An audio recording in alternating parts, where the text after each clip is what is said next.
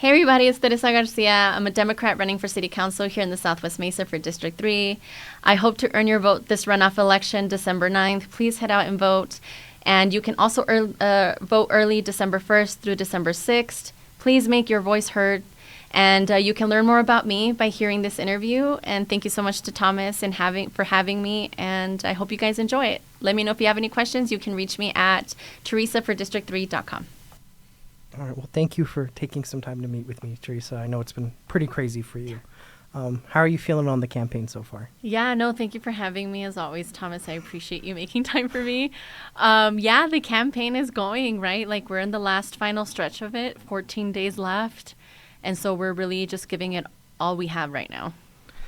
Now, I have a question. Why are you running, and what is the thing that you're hoping to accomplish in office with your tools at office? You know, I mean, like, you want to do things, but what is the office going to do for you specifically that you are seeking? Yeah, so as you know, I ran for state, for state rep in 2024. And when I was door knocking then, I learned that there are a lot of needs locally. And so as I'm walking my district, I recognize that there's, a lot of trash. There's sidewalks that are coming up against each other, and some communities that are still that still don't have sidewalks and or are not paved. So let me say that again. We don't have roads that are paved in my district, right? And then lighting wise, we need a lot of just infrastructure as a whole is missing. And if you really look at the district, we don't have any jobs in the district. Everybody has to leave the district to go to work. And that's where you see a lot of the traffic going out, and coming back in. And we don't have the opportunity with the same things that other districts have, like a Costco, right? We have to drive 45 minutes one way, 45 minutes back. We don't even have a local coffee shop. I see that we have coffee this morning, right? We don't have a local coffee shop. I have to go downtown or the Northeast. You don't have a coffee shop in your district? We don't. Not local, right? We have Starbucks on the outside of my district. It's not in my district. And then we have Human Bean. But again, those are not local coffee shops, right? And so things like that I would like to bring into the district. And, talking about sidewalks, as I mentioned before, my boys attend a Trisco Heritage Academy. When they were walking to school, there are no sidewalks to go to the school and or the flashing lights that alert community that it's a school zone. I mean, that's just dangerous as a whole. And we have other districts and other school zones that are missing the same type of infrastructure. And so just to say it as a whole, we just are lacking a lot of the basic needs. And we need to be able to have community live in the district, work in the district, to be able to thrive in the district, and we don't have that opportunity right now. Well, I think that answers my first question, which is especially along the lines of why, folks are so excited to vote for you. You're getting a lot of, can you actually just say some of the endorsements you've got from around? Because there's a lot of big names that are endorsing you right now. Yeah, so huge announcement. We just got the endorsement from Lead Locally. So that's huge. It's a national organization that cares about environmental justice. And so we just got that endorsement today.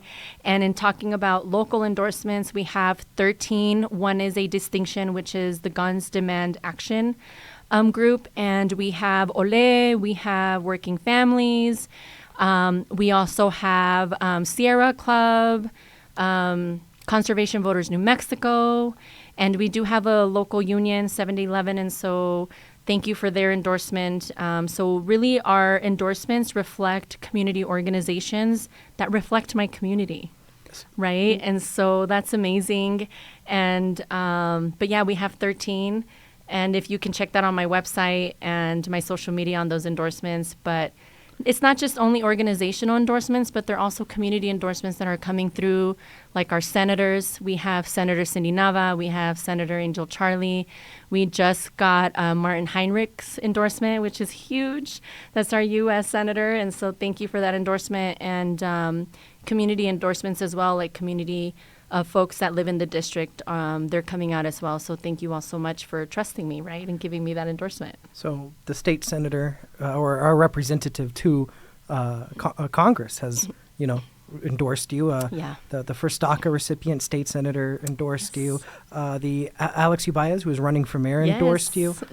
And former opponents who are running against you in this election have dropped out and endorsed you and gone door knocking with you. Yes. Everyone must really hate your opponent. What's going on with that? Well, you know what? I think people are recognizing that finally in my district, there's an opponent that is obviously challenging the current sitting councilor who's been there for 12 years, right? And yes, you mentioned about the other opponent, Christopher Cedillo. He was also running. He didn't make it into the runoff, but he has fully given me his endorsement. We door knocked together. He's putting signs out for me. I mean, he is working really hard.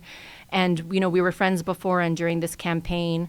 I'm so proud of him and the work that he's done. And he just knows that he sees a leader in me that has been, I think, missing for District 13 for a long time.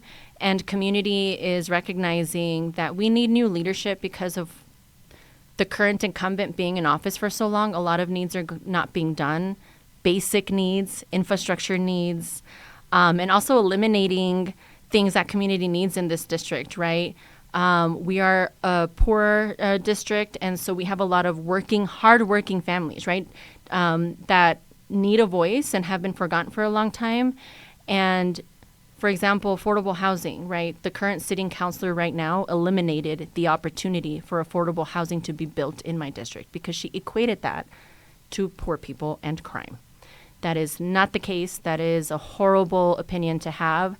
Our community is hardworking. We have people of color, 86% Hispanic immigrant community. We also have a lot of younger folks in the district. And so as I'm thinking about my son who's going to be going to college, he needs a place to live, right? He's just not going to find an option that's affordable for him or affordable for me to pay for. And I think about our elders and our first responders. There's no housing available for them to actually live in because we also don't have workforce housing. And so I want to change that. It's going to change. I'm going to have to change the IDO to make sure that we do have the opportunity to get that affordable housing money into the district and start building, right? And providing other options for community to be able to afford where they live. But things like that, I think community is realizing that we need a change. We don't have affordable housing. And there's, you know, vanity projects being paid for $13 million that has gone, you know, spent from taxpayers' money. Where did that money go? We don't know. Well, we do sort of know. We did a NIPRA request. But yeah, it's just been sitting there. It's empty and community wants answers. And when I go into office, I'm going to do an audit to see where this money's going and be transparent with community. And so then that way we can work collaboratively to make sure that not only that building, but across, you know, our district, that people know what's happening and they're part of that construction and building District 3 up. You know, we have a very conservative city council, so hearing what you're saying is very renewing to me. That's exactly the kind of voice I want to hear. I think you can always tell who's probably going to win an election, though, because if you ask one candidate about their opponent, they will relish in the opportunity to trash them. And if you ask the other person about their opponent, they'll pivot back to their community and the things they want to fight for. So I think you're doing very good in this regard. You're talking about your community and the things you want to do for it. But the incumbent, I think, is a little afraid of not being the incumbent anymore. I think you mentioned they were in power for a long time. Tell me, how long have they been in power? What does that power look like? You've mentioned that they were against affordable housing. Where do they get their money from in your district? How did they come to prominence in the first place? And what have they done to try to keep their position? Well, I'll tell you this. It's been a very difficult race. As I mentioned, the incumbent has been in office for 12 years. They went as far as to sue me off of the ballot. Right. They sued you to get you off the ballot? They sued me to get me off the ballot frivolously. Why, though? What was their lawsuit against you? What did they say They stated that I did not obtain the number of qualified petition signatures to get on the ballot. I can't just magically appear on the ballot, Thomas. I signed your petition to get you on the ballot. Right. So did that didn't work out? They audited them, and did you get... Obviously, didn't you get more signatures Yes. than you needed, actually? Right. You got more than the first time you submitted? Yes, I got a total of 530 signatures. There was only 500 required. And, the city does their audit on the duplicates, on, seeing if people maybe are out of the district and signed it, which does happen, right? Sometimes people live in the district, but they haven't updated their voter registration. Mm-hmm. Maybe they lived in the Northeast last year. Happens all the time. And so then those get eliminated, right? Because you have to have your voter registration up to date. Well, not for you. Right. Enough people wanted you on the Enough ballot, people, 799 people, or 699 people signed, and they wanted me on the ballot. But again, it was a frivolous lawsuit because they ended up dismissing my case entirely because they knew that they weren't going to get me off the ballot. The way that the judge was deciding on the prior case, because my lawyers ended up representing Stephanie Tejas as well, who's another candidate that they tried to sue off the ballot. And so she went first before I did. And so based on how they, the judge was leaning towards in that case, they were like, well, Teresa will most likely qualify because she has the 530 signatures. So we're just going to go ahead and dismiss her case to save the court time. Right. And so it was a waste of time and a waste of money. Right. It wasn't cheap. I had to hire lawyers. And because I'm a grassroots candidate, I relied heavily on donations, small donations and contributions from my community because I did not qualify for public financing. So public financing, just for those that don't know what that is, you had to get a certain amount of $5 contributions to qualify for a pot of money. And so for me, it was about, I believe it was like $305 donations. And it would give me $41,000 as a publicly financed candidate. I didn't qualify in obtaining all of those $5 contributions, so I'm a privately financed candidate, which means I'm grassroots, right? So I'm relying on people giving me $15 donations, $20 donations.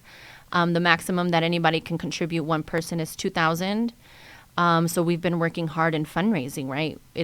Pay for the lawyers. Pay for the lawyers and to pay for the campaign as a whole, right? There's flyers and gas money to go door knocking. Getting sued probably jumps up your costs, though. Absolutely. So, I still have that debt. So you said that your opponent sued you. So Councilor Pena is the one who filed the lawsuit directly. No. So she didn't even have the courage to file it herself. Okay, so who was the one who actually reached out to sue you then? Who was the plaintiff in that? Thank you for pointing that out. So the people that actually ended up suing me was our prior commissioner, Stephen Michael Quesada, and unfortunately Senator Mo Maestas, along with Jacob Candelaria. So another outed politician was correct. The one who ended up and suing you? Well, you can just say that they're entrenched politicians, right? They've been in office for a long time. And so, as a matter of fact, Stephen Michael Quesada, who filed the lawsuit, his wife, Charisse Quesada, actually works for Clarissa Pena as her policy analyst, right? So if we're talking about ethics, that's one thing to note. This is almost like a RICO thing going on here. We can't really say Councilor Pena is doing anything, but a lot of people close to Councilor Pena are moving suspiciously. Well, yes. Well, that brings me to a much more suspicious question then, which is, I heard that there was some kind of UFO going around your district, stealing all of your campaign signs, just sucking them out of the ground, taking them to outer space. And I thought that was pretty disrespectful of the aliens because they didn't steal Councilor Pena's either. They just stole yours. Yes. Which, how do you feel about stuff like that? That's not the only shady thing going on against you. Can you talk about that a bit? Yeah. So actually, I just got a call from a constituent, Mr. Ramiro. And he lives in the Alamosa neighborhood, which is where Ms. Clarissa Pena lives. Well, I've given him 2 signs already, and guess what? He just called me this morning to let me know that they took his signs out of his front yard. And so it continues to happen. It's not just the corner signs that I'm putting in community. It is literally from people's front yards that they're stealing them. And so I had to put in another order today for another 50 yard signs. To make sure that community is able to access them. And also when we are at the voter center, we want to have signs as we're holding them out, in community. But it keeps happening where you're correct. This UFO is coming, taking my signs, damaging some, and Miss Clarissa Pena's have been untouched. And so to our understanding. Yes, right. Yes, absolutely. Say that louder because hers have been untouched. And as a matter of fact, there's a big sign on 98th where the ACS building is. They actually burned my eyes out on that one. Wow. So they are going as far as vandalizing my signs. And so I will call upon, the incumbent. This is uncalled for. And it should not be happening because we all have the right to run for office. I have been super respectful of her and running, as the incumbent. As a matter of fact, when Christopher Cedillo was running, when it was all three of us, I saw his sign on the floor, and I took a photo of the vehicle that may have, pushed it over, right? I actually picked up his sign and took it to him. So, signs are valuable, signs are expensive, but we need to make sure that we take care of each other. Even though we're running for the same position, it doesn't need to result in what's resulting for me, where I have been bullied by entrenched politicians, not only on because of the lawsuit, but on social media by surrogates, right? And that violence is uncalled for, along with taking my signs. I made the runoff, and you're not convincing community that I'm not going to be on that ballot just because you're taking my signs. Community knows that we made the runoff, and they're ready to vote December 9th. And we're putting in the work. Like I said, I've door knocked every single door personally. I don't have volunteers that I've paid.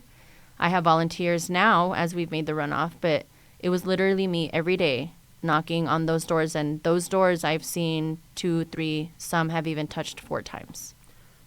So I guess I have one more question for you then, which is, you're talking about the things you want to change in your district that you've seen just not get done for the last 12 years while your opponent's been in office. You've talked about the direct intimidation or the passive intimidation from people surrounding your opponent. That, right. Well, we haven't even talked about the survey, Thomas, and survey? all the misinformation that's been going on. Before we go, yeah, you're right. We can't finish before talking about that because, right, not only are your signs disappearing mysteriously, not only are people suing you to get you off the ballot. Again, none of this can be directly at this moment tied to Councilor Pena, from what I understand, very conveniently so.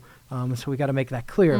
But there's also a survey that just got texted out to a bunch of your constituents, or soon-to-be constituents, what I would just say slandering you, right? Like committing actual libel against you? Yes, it was horrible. I had so many calls and text messages from community members where there was this outrageous survey. I did a video, so if you follow me on TikTok, you can watch it there.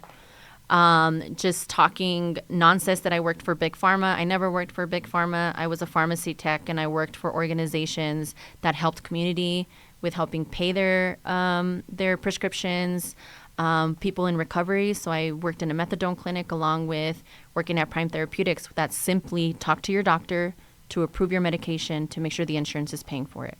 That's all. Along with framing the question about immigration, where I'm first daughter of an immigrant that was born in Parral, Chihuahua, I will absolutely be supporting that, right, to make sure my community feels heard. But the way that they framed it was horrible.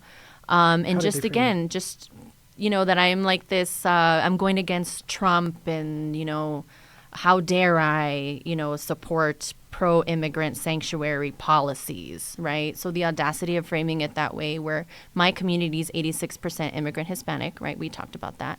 And that I'm anti-police apparently, and taking money from big oil, and that I've been late. Oh my gosh, I have been late on my reports as a candidate, and that I'm just not. Have you taken money from big oil?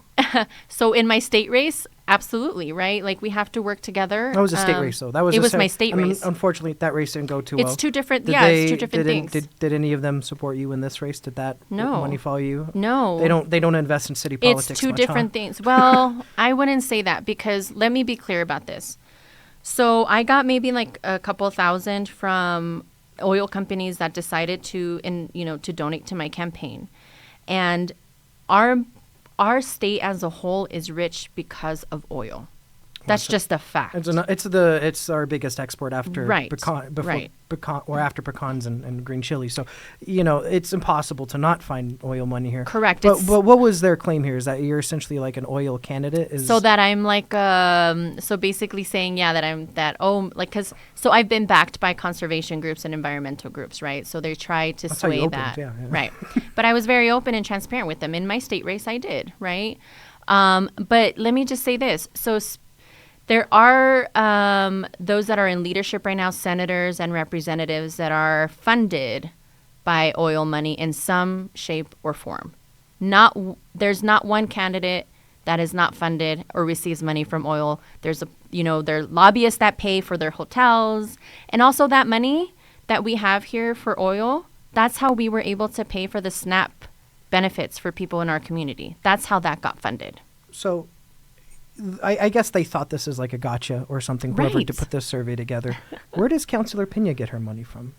Do you know enough to say anything that would not be put you in a Oil, bad Did- developers, realtors. are those some of the folks that you feel confident saying that Yeah. would fund her? Like that wouldn't even put you in a Yeah, precarious absolutely. situation? So if you've seen a couple of the articles that have also come out, again, misinformation about my organizations being black money and her being funded by developers, first and foremost, organizations that endorse me are not black money, right? They are protecting themselves. They just want a lawsuit to not disclose where their contributions are coming out because people of color, as you know, we need to protect ourselves, right? And for her, she's getting money from out of the state, Arizona, developers from Arizona and all these other places, and the Realtors Association and this West Side Families group. And what's really unfortunate is my community has been against a builder for Santolina. So Santolina, it's like basically building a new Rio Rancho on the southwest side. Community is against that because we want to make sure that our community is invested in first before building another whole brand new community. But yet Miss Clarissa Pena is being funded by those exact people. So are you against Santolina or are you not, right? So there's these developers that are funding her and there's interest in that, right? So, yeah. I think you perfectly circled back to my last question, which was, you're going against a candidate here who is funded by some pretty big money from Yes. out of state, some of it out of state. Mm-hmm. But regardless, I would describe it myself as the money of the elite, developers, very large corporations. I think it's absolutely hilarious that someone who doesn't like your campaign, whoever they may be, thinks, trying to frame your local support in any way as it's just strange to me. How do you go about getting she's the vice president, I believe, Yes. of our city council. Yes. She got picked by President Bassan for whatever reason. So she's pretty powerful. She's got sway. She's got money in town. And she seems to be a deciding vote between the conservative and liberal city councilors. So she holds a pretty important piece in our city council. How do you go about unseating these career politicians? She's been in for over a decade. Your voters want her out. And it's not a guarantee that can even happen. I hope it does. What is this process like for you? How hard is it to unseat someone with this much power?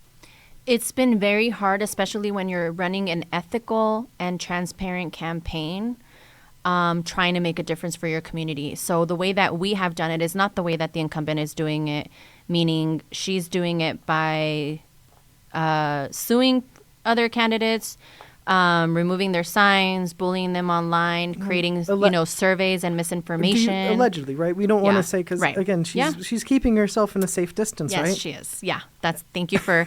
Yeah, we'll just say that her team or whoever it is that supports her is doing this, right? Including mailing out mailers again that are paid for by her PACs that are negative, right? There's a lot of resources going into. Yeah. It's not like people just like you out there and they're putting in this effort. There's substantial resources. You don't know where it's coming from going against you. Yeah, and that's gotta be scary. Yeah, it is. It's scary, and it's also been hard on my family and I. I'm not gonna sit here and say that it's been easy. Running for office is not easy, especially when things like this come out and try to attack you. However, this is the way that I ran my campaign. I have door knocked every door. I have kept my head down. I have included community in my journey because I want them to know what it takes and what it looks like running for office, because I want to make sure that as I'm running for office, I'm breaking glass ceilings as well. I'm not going to be in this seat forever, and I'm not going to be in that seat for 12 years. Let me tell you that right now, because I need to be able to build what I can for community and hand that over to somebody else in the next generation. And we need to be able to create that path for somebody else. But I have been door knocking and I have been making myself accessible to community. I have been giving my phone number out since I started obtaining signatures. People know how to reach me. People have my number, and they know the work that I've done with community. And they know that they're going to get transparency with me, and they'll have somebody that gives them a voice at the table, where right now people don't know anything that's happening in District 3 unless it's a photo op of like, look at us, look at what I've completed, right? But it's how do we work together to make sure that people in community have a voice and a seat at the table on those decisions. And that's what I hope to do. And I feel people recognize the hard work that I've done, the dedication that I've had for community, and the change that I hope to bring, that we exist in the Southwest Mesa. We deserve everything every other district has. And I will be fighting for that as much as I have been fighting for myself in this campaign. I'm not just fighting for me, I'm fighting for every single constituent that lives in District 3. Teresa Garcia, thank you so much for joining me and having this conversation. I think you're a very inspiring candidate, and I personally think you're going to do very well coming up here. So I'm excited for your district to get out and vote, and I just hope people do get out and vote. Yes, please get out and vote. We're the lowest turning out district in the city, 9%. We had an increase, I believe, to 35%. But the way that we win this, Thomas, is that every person comes out to vote again and makes their voice heard.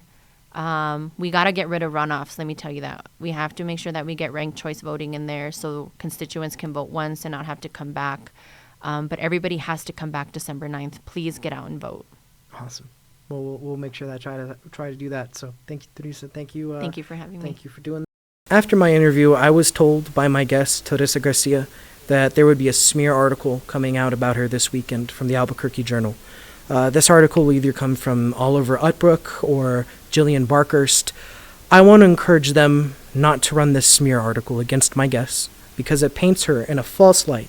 Someone who has always stood up for those facing spousal abuse, and someone who is a victim herself and has proved it in court that she has been abused. And I think these articles are just disgusting and beneath you. I also hope J. Newton Small, the editor, does not publish these articles.